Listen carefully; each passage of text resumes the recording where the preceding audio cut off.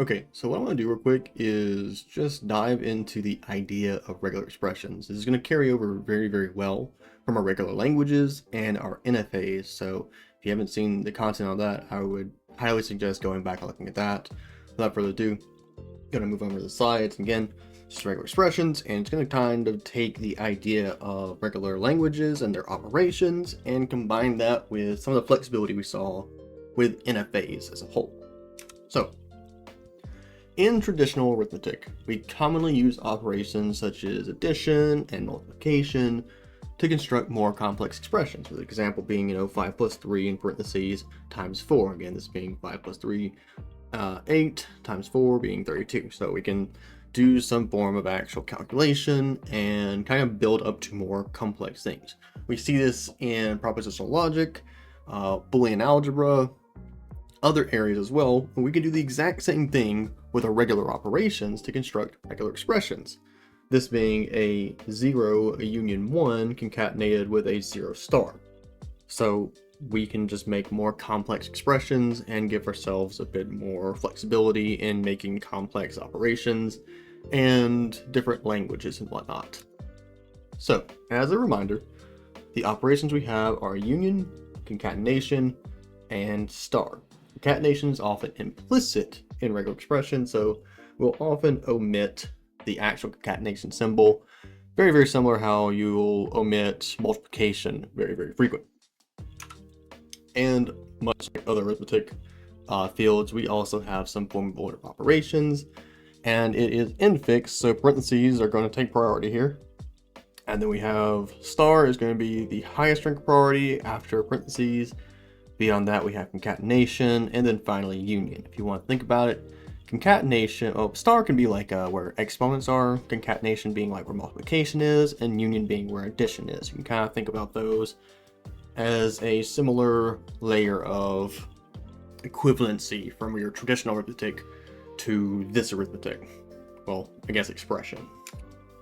Now, we also have our language here, which is sigma. And we can use this to our advantage because let's say that our language is currently 0, 1, maybe we have another one that's ABC, one that's 2, 4, 8, etc., etc. So we can have any type of alphabet that we possibly want. If we don't want to take the time to write out every single possible character in the alphabet, we can actually just use the symbol of sigma as a means to just shorthand this. So if I write this in my expression, that would equate to 0 union 1. So either one of those would work. And if I took the entire English alphabet and then just said, oh, this is my alphabet and I have sigma star, that is going to be any combination of A through Z all union together. So I can just make anything that I want in the English alphabet, essentially. So we have multiple variants of using sigma itself. So in this case, we have 0, 1. We can union it together, and that's going to give us either 0 or 1, because again, this is just a solitary symbol. So it's just going to give us one of the characters in our alphabet. As I just mentioned, if I do the alphabet star, it'll give me any number of zeros or ones or whatever characters in your alphabet. And also epsilon, because this star here means since we have any number of repetitions, 0 is an option, so we can always have an empty string as well. Whereas if I look here, we have a little bit of a difference. This is sigma star 1. That is any number of 0 ones, just like the previous one, but it also must statically end with 1, because that's being concatenated with a 1 at the end of it. So it's just any string that you can possibly make, and then you just ping the 1 at the end of it. So if I wanted to, since we already had epsilon, I can just ping a 1 to it statically at the end. It cannot actually have an empty string as a result because of this static 1 right here. And then at the bottom, we have a little bit more of a complex one. So we have 0 sigma star unioned with sigma star 1. So this accepts the string must either start with 0 or end with 1. So I'm choosing one of these two sets in the parentheses. So this is a string that must start with 0 statically, and then any combination of characters in the alphabet, or any combination of characters in the alphabet with the 1 concatenated at the end of it. That's essentially just kind of a short brief look into how you can use sigma in regular expressions here. So when we define them, it's going to be kind of a little bit similar to other ones, but what we have is a variety of things that would be accepted as a regular expression. So say that R is a regular expression if R is any of the following. A for some A in the alphabet, sigma. So basically we have something that is recognized in our alphabet. An empty string, a language containing only the empty string. Null, which is a language that doesn't contain any strings, that is still a language. We can still actually have a regular expression of that. And we have R1 union with R2, that's just two expressions that are being union together. R1 concatenate with R2, that is that is a regular expression concatenated to the end of another regular expression, and then regular expression R1 star, which is just any repetition of that particular expression. And then we have a few ways to use shorthands for concatenation. This is very similar to how we just said, hey, if I want to use any character alphabet, instead of having to union all those characters together, we just shorthand that to the character sigma, which is what indicates the alphabet. We can actually use a new symbol, which is very, very similar to star, but it's plus instead. So with R star, that is 0 or more concatenations of R. R plus is 1 or more concatenations of R, because it's essentially R star. So you have R as an actual solitary one concatenated with R star itself. This can be any number of repetitions. All we're saying R plus is essentially you have at least one instance of the actual expression, and then any other number of occurrences after it. And if you have RK, that's like, looks like an exponent, like R superscript 2, 3. That means that you have to have at least that many instances. So, well, not that many instances. That's a static amount of instances. So R2 would be 2 concatenations of R, essentially. That would have an actual finite amount. And then here we have a list of examples of regular expressions. So the first one that we have is, assume the language here, like most of our stuff we've had, is just 0, 1. So we have 0 star, 1, 0 star. That is any string that contains a singular 1. You have any infinite amount of zeros at the start, 1, and then any number of zeros, could be none, at the end. So this would be a valid string. I can add a bunch more zeros here. Still a valid string. The moment a second one comes in, that would break things. So next we have sigma star 1, sigma star, and that's just a string that has at least 1, 1. Because since we have sigma star instead of 0 star, we can have any number of characters in our alphabet, and then say a 1 right here, that maybe this is the actual static 1, and then any number of characters in our alphabet afterwards. We just need at least one instance of 1 right there. Next is very, very similar, but instead of having only a 1 here, we have this. If you see this pattern, an easier way to think about this is a substring. Your string must contain this substring. So sigma star 1, sigma star is any string that contains a substring of just 1. Whereas what I'm looking for here is sigma star 001, sigma star, any string that contains 001 as an actual substring is what we're looking for there. Next, we have something that is a little bit more complex. So we have 1 star, and then in parentheses, we have 01 plus star. So this is every 0 in W is followed by at least one 1.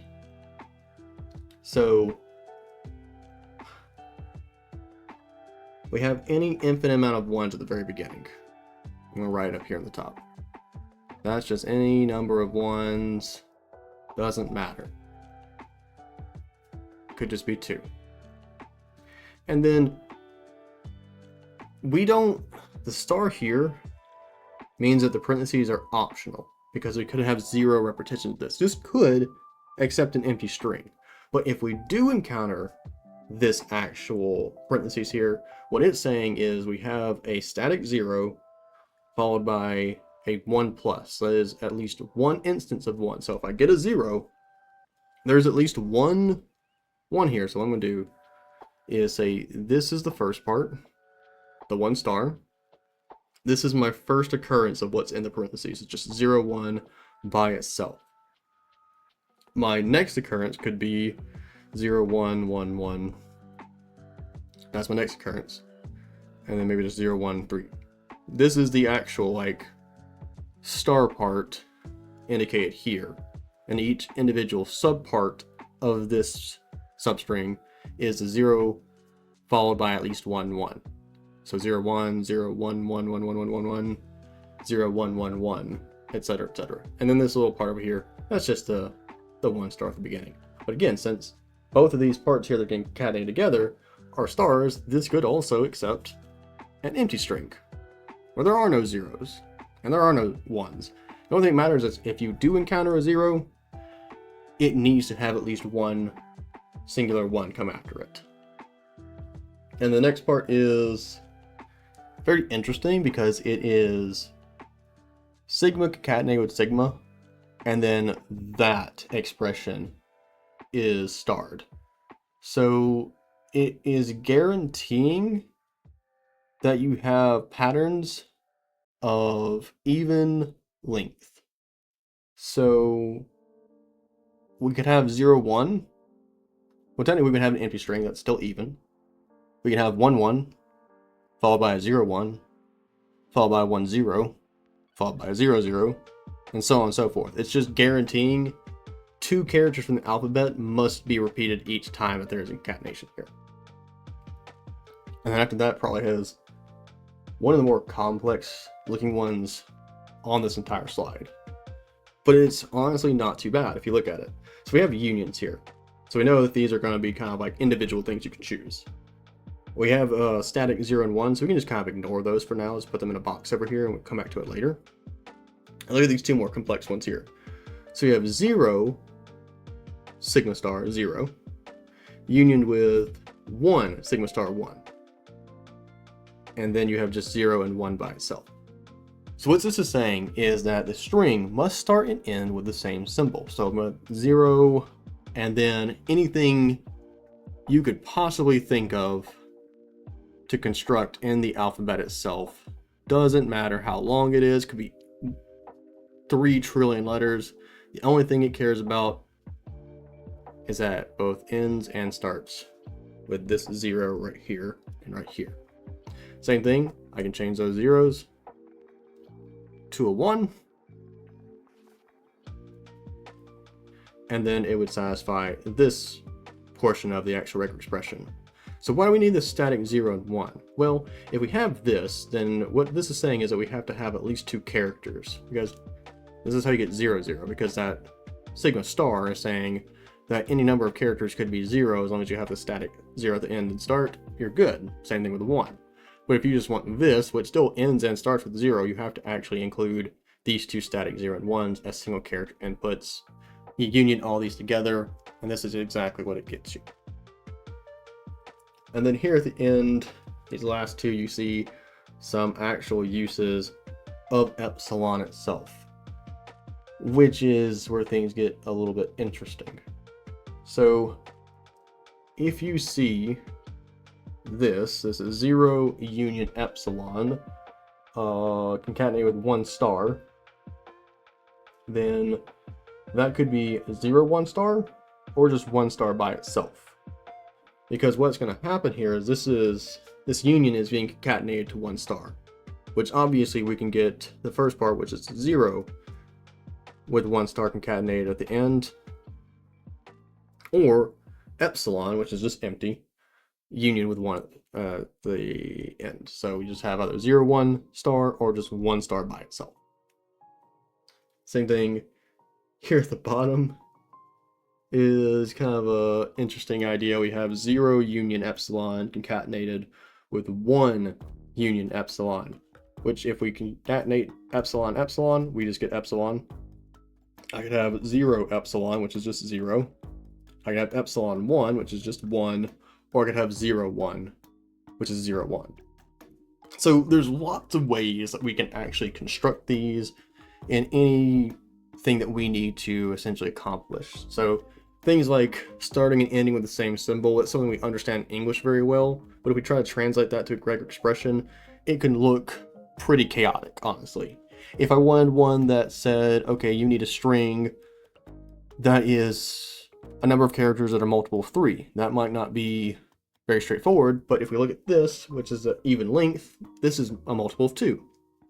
So all I have to do is 3 sigmas star, and that will be guaranteed a multiple of 3 every single time. Doesn't matter what the actual characters are, but this is exactly what we'd have. So there's lots of ways that we can combine these. And moving on from there, like I said, this is going to cover material following NFAs because we are going to convert a regular expression to an NFA because they have very, very similar levels of flexibility thanks to both of them properly supporting our regular operations.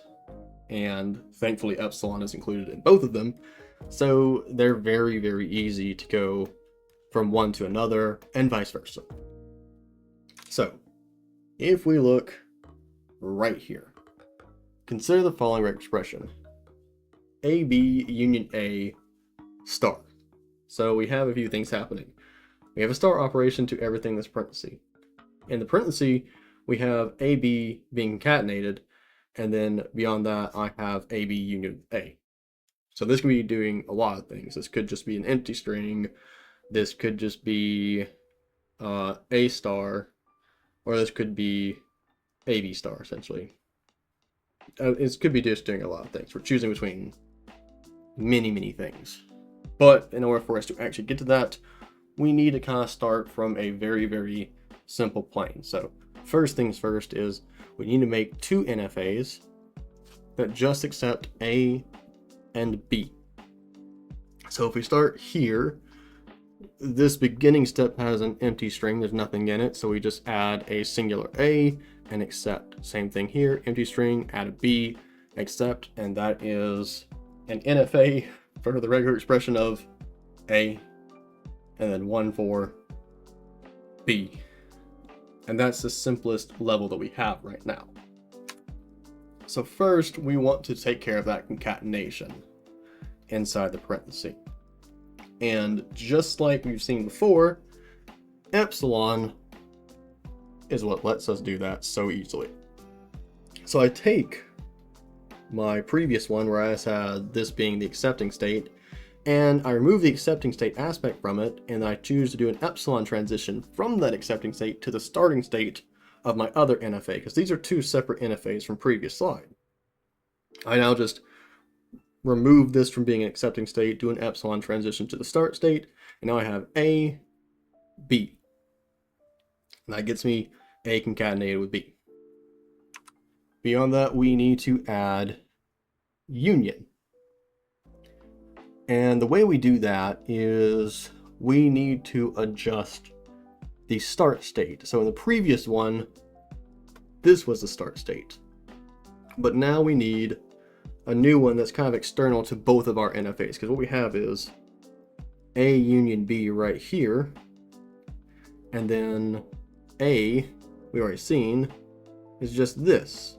So we have 2 NFAs, and now I just make a joined start state that can choose to either epsilon transition to a concatenated B, or just A by itself. So this would be AB unioned with A. That's how we would get that idea right there. The more finicky process is doing star, and it's not even that bad. it just looks kind of bad. And by that I mean it looks very bad. Okay, so real quick, we have A union B here. Let's just look at it from the previous parts. And we have A by itself. This is when, I'm sorry, this is A concatenated B here. A by itself. Adding in this layer to it gave us the union. Okay, we have all of that. Whenever we do star, we are adding many accept states. So one, the accept state for A concatenate B doesn't change, but what we do is we take those and we epsilon transition them back to the start essentially. So our original start state after we did the previous slide is right here. That is where we were, because now we can go from here or from here. But in order for us to do that concatenation kind of loop and repetition, every accept state needs to go back to its beginning so it can start a new loop. So I might, go to AB, and then I do A, and I do A again, and then maybe I do want to do AB. So both accepting states are always going to translate back to their original start state. But we need to change to a new start state that only accepts the empty string, and that will epsilon transition to our prior start state essentially. Because this could just be the empty string that we start with, because the entire expression here is under a star. So it could just accept nothing, or it can accept AB, which would be going from here and following this path and halting here after its first repetition. Or it could do, let's just do that. AB, I do A, which means ABA would be starting here, following this path to get AB, epsilon transition back here, get A, and then halt. Or, let me do something a bit more complex. AB, A, AB, AB, A, A, A. So if I look at it, I'm just going to say that we have this, this, and this. Because we have unions here, so we can choose either one of these every time our star goes back to repeat its process. So what I'm doing is ABA, AB, AB, A individually in this kind of star loop essentially. So we start way back here. We're not getting an empty string, so we go and start in the process. I go AB, back to the start, A, back to the start, AB, start again, AB one more time, start again, and then I do this A loop 3 times, and then we halt right there. So you can construct that as many times as we want, and that NFA that we just created from this regular expression, they are one and the same. They follow the exact same pattern, they use the exact same regular operations, and they will get the same result each time. If we want to look at another expression, so this one being A union B star ABA, we can very clearly see that we cannot get an empty string from this regular expression. We are guaranteed this ABA at the end of every single one of these.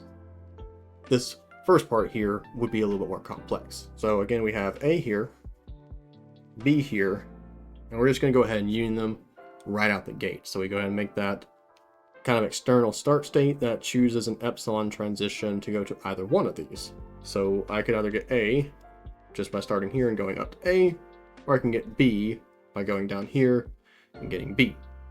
If I wanted to do a star, which is what I do next, then we should get arrows going from here to here, guaranteed to make that loop. But I'll need to make an actual start state here that I can accept an empty string. So empty string, epsilon transition, and then we get our loop. Just like this.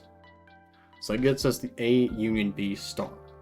Because now I can get I just get an infinite amount of A's here actually if I wanted to, or an infinite amount of B's. or I can start mix and matching things just like this. And it's just going to keep me in these loops, choosing whichever branch I want at any time.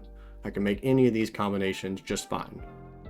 Also, if we look at this can be shorthand, because my only characters are A union B. That could just be sigma star. ABA for the actual full expression. But just to kind of show the actual transition here, this makes things a lot easier. The next thing to do is to actually add that static ABA that's always going to be there.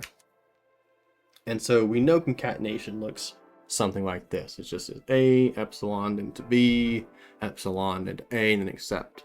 This seems really unnecessary though. So we can get rid of those epsilon transitions since we know we're doing concatenations. We can simplify this down to just ABA if we want to, essentially. And that's perfectly fine if you do that because it doesn't change the logic at all. This goes A into B into A, and then we just accept. So if we combine all this together, this looks horrible, but this is essentially what we get. So we should be able to recognize this right here as the A union B star. It is linking all this together to our ABA concatenation at the end. That might seem a little bit odd, because remember, we cannot get an empty string as an accepting point of this regular expression or this NFA. Because this is static, it is guaranteed. It doesn't have a star on it, there's no parenthesis going on here. We need it, every single string here must end with ABA. So if our A union B star doesn't have anything, it epsilon transitions directly into concatenation state, skipping this whole star process in general, and it just gets ABA. If it does go into the loop, then the accepting states that we had previously here no longer are accepting states because they must transition out of the loop into this concatenation state. So they still keep their loop because I might want, let's see if I do this. AA, B, B, ABA. You can see I'm ending on the ABA. But I have this AABB that I want here. So it is start here, go into here, we have A, B, B, and then once I get to this last B here, I will transition down into my concatenation state and I will halt right here. And that's honestly all there is to it.